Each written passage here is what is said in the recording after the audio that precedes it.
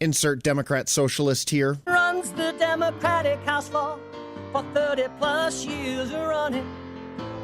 He's promising this and he's stealing that. Where can you get that kind of money? He's using your house like his own piggy bank. You ought to know by now.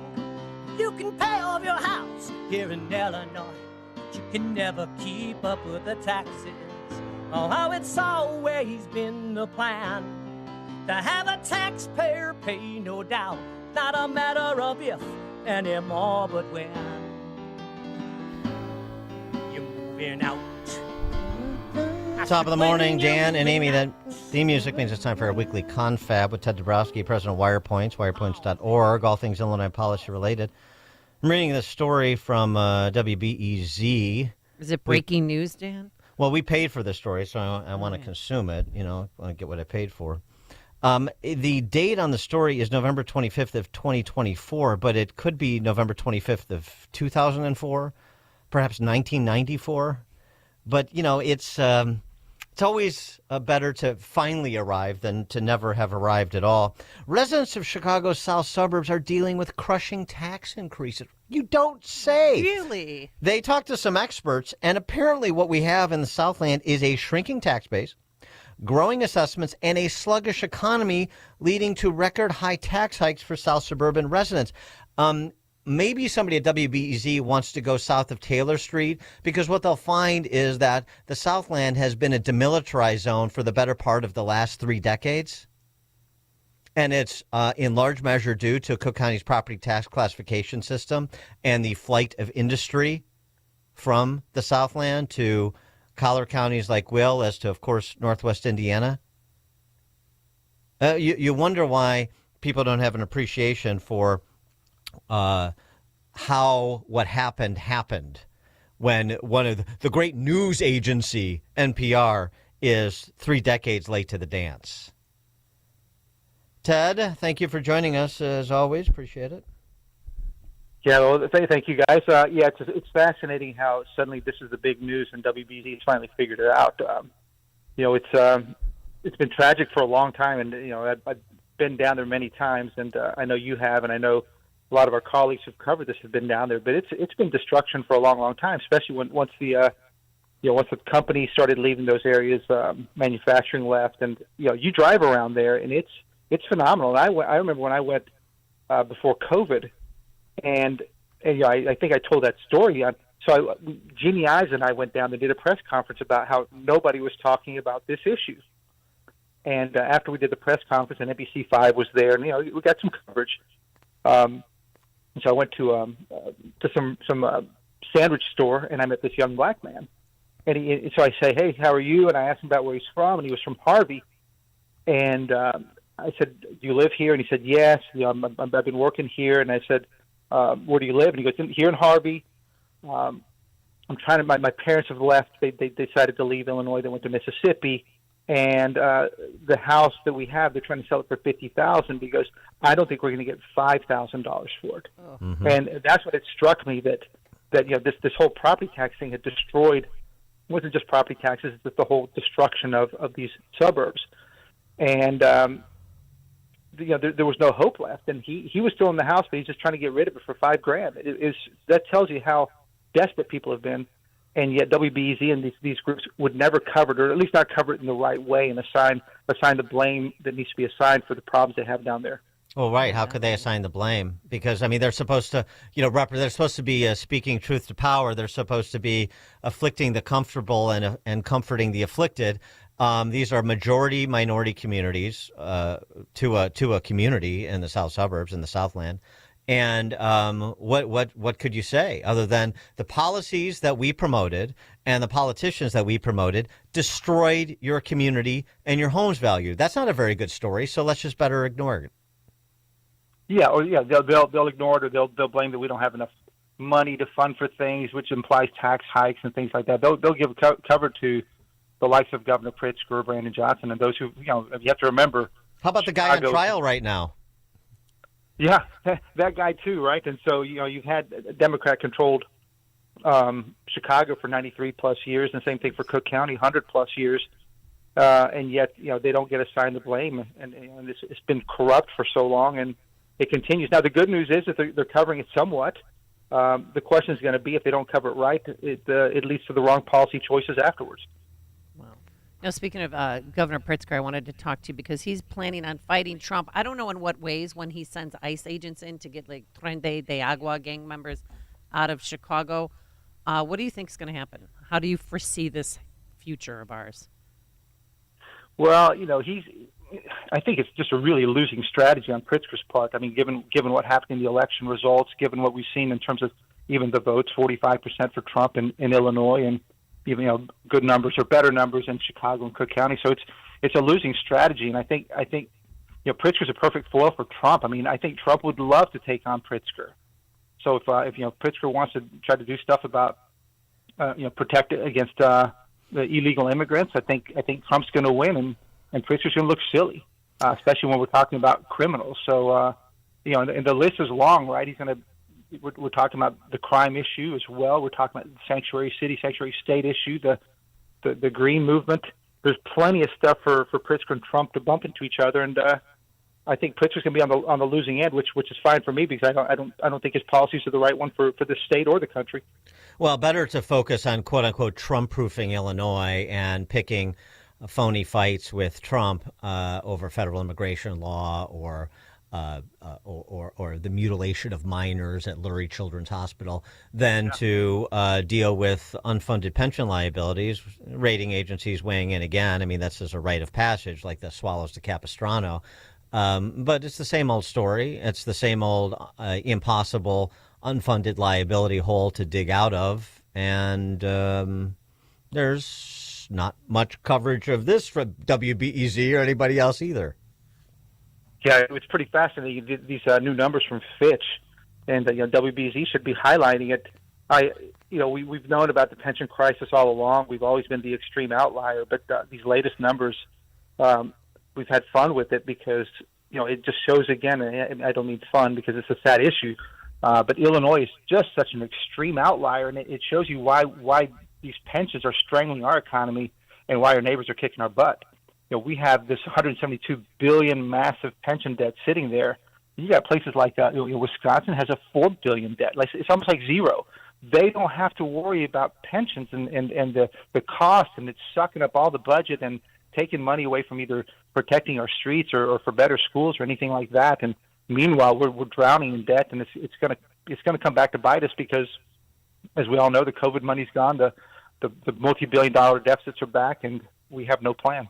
I shouldn't say they're doing nothing. I shouldn't say they're doing nothing in Springfield because there are plans to do something, which is to eliminate Tier 2 and put everybody back into basically Tier 1 defined benefit plans that are part and parcel of the mess we're in that you just described. Yeah, well, this just goes back to the same. The club is trying to take care of itself. These Tier 2 benefits, that's for all new government workers who got hired after 2010. They don't get as good of benefits as the ones who were working before 2010, and it's the union workers, these public sector union workers. They want equal treatment with the Tier 1 guys. So they're pushing on politicians to improve those benefits, and that would just, of course, make the debts even higher. And I don't talk about these big debts as something of interest. They are what leads to both property tax and income tax increases in the future. So they matter. Mm-hmm. Joe Lonsdale, the founder of Palantir and co-founder of University of Austin and so forth, tech entrepreneur. Again, this is not news to you or me, but it's just nice that people with profile in other sectors are talking about this. I mean, I remember testifying before GASB about this. Joe Lonsdale Twitter thread that Elon Musk tagged as well. States and cities are hiding trillions in debt through accounting tricks that would land private sector CEOs in jail. For example, he writes, the system enabling this nonsense, GASB, which sets government accounting rules, unlike strict business standards, GASB lets states report loans as revenue, hide most pension debt, use asset sales to fake balanced budgets. Well, we did that. We do that like with the Thompson Center where we sell it like 3 times in one budget. He focuses on California. Newsom claimed a budget surplus, then used $15 billion of it for union pension debt that only exist because they've been obscuring the true cost of pension promises, hundreds of billions of hidden debt for decades. Or California's managed care tax scam. They tax health plans, use that to get federal Medicaid matching funds, then quietly return the money to plans. The result is $20 billion taken from federal taxpayers. Meanwhile, Oakland, California is trying to balance their budget by selling the Coliseum. One-time asset sale masquerading as sustainable revenue, pure fiction. And it goes on from there. I mean, these accounting tricks you've documented for literally decades now, same as I have. I testified before GASB on behalf of Truth in Accounting, Sheila Weinberg's organization, 5 years ago on this topic. But it's just one of those things where, it's green eye shade stuff. It's policy wonks talking their policy blather. And until Oakland can, it has to lay off police officers and firefighters, nobody pays much attention. Well, I met with Sheila Weinberg yesterday, and we had this discussion about all these issues and thinking about how they're going to play out. And it's interesting because, if you want to see the battle between, one way for Trump to get at Pritzker is to start looking at all these pension debts and how and all the accounting issues and how, exposing how bad these things are in Illinois. You mentioned all these tricks. I mean, the biggest trick that nobody talks about because it's complex and nobody knows about is how, Chicago borrows money at nearly AAA rates by using future sales tax revenues as collateral for borrowings. And it's a really tricky, dangerous thing. And, my partner, Mark Lennon, says it's kind of like the city selling its body parts for funding. It's really, really dangerous, and it could destroy Chicago one day. And it's so complex, nobody talks about it. Well, we try. K through 12 education. You talked about that. You've been talking about that, writing about that as well. I mean, we've talked about it before. The graduation rates are through the roof, even though reading and math proficiency levels are down, and 99% of the teachers get high marks. It's the most remarkable set of circumstances. We find statewide, we're not just talking about Chicago Public Schools. I always have to add. We're talking about this statewide. Where are we with graduation rates, say, compared to SAT scores? Oh, well, that's the part that's driven me crazy, and it took me a while to figure out what the hell they were doing. We've hit record graduation rates. Pritzker and Superintendent Sanders, everybody's talking about this, 88% record graduation rate. And in their next breath, they talked about how reading scores for elementary kids had improved somewhat.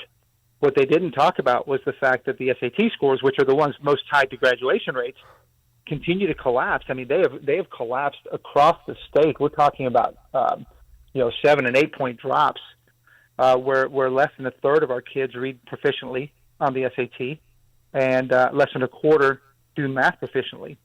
And it's been a straight line collapse for the last 7 years, and nothing was said about that. Nobody's even mentioned it once. Pritzker, nobody. They've avoided it, and they were trying to hide it. And fortunately, we've all been able to bring that out to the forefront, and you're starting to see some coverage of that now in the press. Now, hopefully, we can get some parents parents mainly. School boards and superintendents have to be in on this. So parents mainly to press their districts in the leafy suburbs about that data. That would be nice, wouldn't it? Well, yeah. Well, we just tweeted it this morning, but of the drop in SAT scores in those 7 years, it's the whites that had the biggest percentage point decline. Whites dropped 10 percentage points in reading from, let's say, 50 to 40, and 12 percentage points in math from 47 to 35%. So, if you're thinking that this is a CPS minority issue, you're also wrong. It's the white kids are really struggling as well. So it's an alarm bell should be going off everywhere, and Governor Pritzker should be leading the charge of, hey, we got to fix this, but of course he's not. He's hiding it. Ted Dabrowski, President of Wirepoints, wirepoints.org, all things Illinois policy related. Thanks, Ted. Thank you, guys. Thank you, and he joined us on our turnkey.pro answer line. It's news, opinion, insight. This is Chicago's Morning Answer on AM 560. The Answer. Signature Bank is Chicago's fastest growing independently owned business bank. It's a bank where relationships still matter. Signature Bank knows your name and your story. I'm Dan Proft, and I know this because Signature Bank is my business bank. I'm Jim Keene Jr. of the Mailhouse Inc., a family-owned and operated digital print mailhouse with a specialty in political advertising and a customer of Signature Bank. We knew that getting a loan to buy our business wouldn't be easy, so we turned to one of our trusted friends for a referral. She told us about the outstanding level of customer service her business received at Signature Bank since becoming one of their first customers in 2006. Today, we couldn't be happier. Not only did Signature help us finance the purchase of the mailhouse, but they supported our growth as we modernized our operations in mailing as well as from traditional to digital printing. If you're looking for a great bank to grow your business, take a look at Signature Bank. Signature Bank is looking for their next success story. To learn more about turning your business vision into reality, visit signaturebank.bank. Signature Bank, helping local businesses succeed. Member FDIC, Equal Housing Lender. Amy Jacobson and Dan Proft here, and we want to tell you about our 2024 Food for the Poor campaign. If you've listened to the station and to our show for any length of time, then you already know about Food for the Poor. They are a nonprofit, faith-based organization that provides food, water, medicine, clothing, and life-saving supplies directly to local partners in Latin America and the Caribbean. We all know how bad the situation is right now in Latin America and the Caribbean. For many families, the cost of food has simply become prohibitive, leading to sickness and starvation. The only thing standing between these families and starvation is Food for the Poor. But in order to get this food to those who need it most, Food for the Poor needs your help. Your one-time gift of just $50 can provide life-saving